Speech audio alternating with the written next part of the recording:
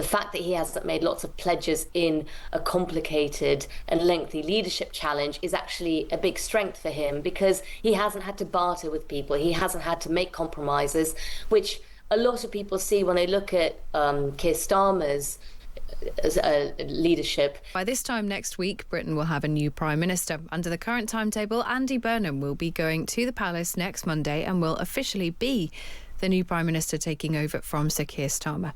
Anna Mikhailova is Times Radio's political editor and joins us now. Good morning, Anna. Good morning, Kate. It's a bit of an odd situation, this, isn't it? Because we've got a new Prime Minister coming in. He's never had a manifesto or an election. And we could end up in a situation where he becomes Prime Minister and it's parliamentary recess. Yes, that is odd, and obviously has been cause for concern, but I don't think there's anything anyone's going to be able to do about it. I mean, there's a world in which the feeling inside Camp Burnham is that the fact that he hasn't had to announce a detailed policy platform, the fact that he hasn't made lots of pledges in a complicated and lengthy leadership challenge is actually a big strength for him, because he hasn't had to barter with people. He hasn't had to make compromises, which a lot of people see when they look at Keir Starmer's leadership. They say that, the pledges he made during that first contest to be able to get the left of the party on side before then ditching those pledges was one of the first mistakes he made. So the feeling is that, he is never going to be as strong as he is now. He's in a very strong position. He hasn't had to make those promises. And you say, Anna, that there's very little that people can do about that question of whether or not Andy Burnham would have to appear in Parliament. The Tories clearly think that they can do something about it. One Conservative MP is asking for parliamentary recess to be delayed. Is there any precedent for that happening? So I don't know at the moment what the state of talks are with Parliament, because obviously that would have to be discussed with parliamentary authorities. I think realistically there are very few people who expect that to go ahead, despite the Conservatives pushing for it. Yeah, and I think there are some concerns, aren't there, about whether or not the team Burnham, as it were, is ready. I mean, we don't know very much about his cabinet. There's been a lot of ambiguity about who he's going to appoint, especially when it comes to Chancellor. Do we know when we might hear who is in his top team? Yes, so we're going to hear about it next Monday when he officially becomes Prime Minister. That is the plan from the transition team. That team, in terms of access talks with the civil service that are ongoing and have been ongoing, that's being led by Louise Haigh, the former Transport Secretary, who's played a key role with Andy Burnham. Also James Purnell, who will be obviously taking a lead role within Downing Street, and Annalise Midgley, another senior MP within the team. So talks are ongoing, but cabinet will not be announced until next Monday, and we're expecting all the main jobs to be announced on Monday.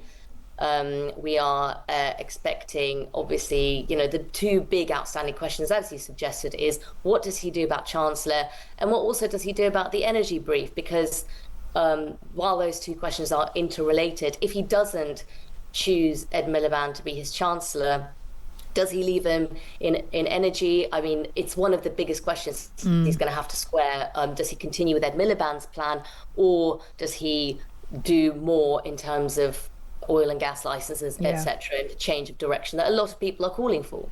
And there are other questions about policy too. I mean, the Times is reporting that the Home Office is preparing to water down immigration policy ahead of his appointment. And there are other reports in other papers today about some changes which have been planned under Keir Starmer's government, but which are now on ice until maybe later on in the year. Is everything being seen through the prism of the new leader? And does that mean that even policies which are partway through may need to be reconsidered? I think everything is absolutely being seen through the prism of how will Andy Burnham look at it. In terms of what Shabana Mahmood is going to be talking about in the Commons and what MPs are going to be voting for, it's not affecting the substance of how today would have turned out, because it's a vote on a second reading of her immigration bill. It's a very broad brush vote.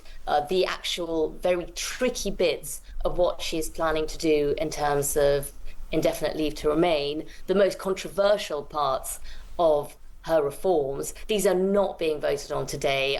We will not know the detail of them until the autumn. So that would still have been the case. But, for example, I know that Andy Burnham will be voting for the bill today.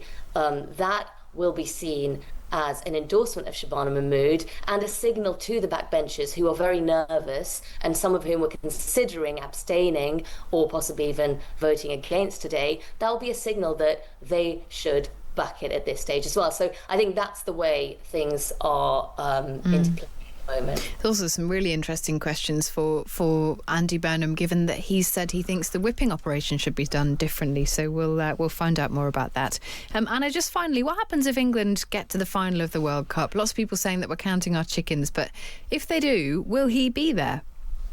Well, listen, I mean, I think I've spent the morning answering Stig's questions on this. It's very interesting points. Now, I can confirm that the feeling in Downing Street is if Keir Starmer does go to the World Cup, as in if he has reason to, and we expect that he would if he did, that he would still fly back in time to keep the schedule on track with the King. So they wouldn't be moving the day of changing Prime Minister from Monday to Tuesday.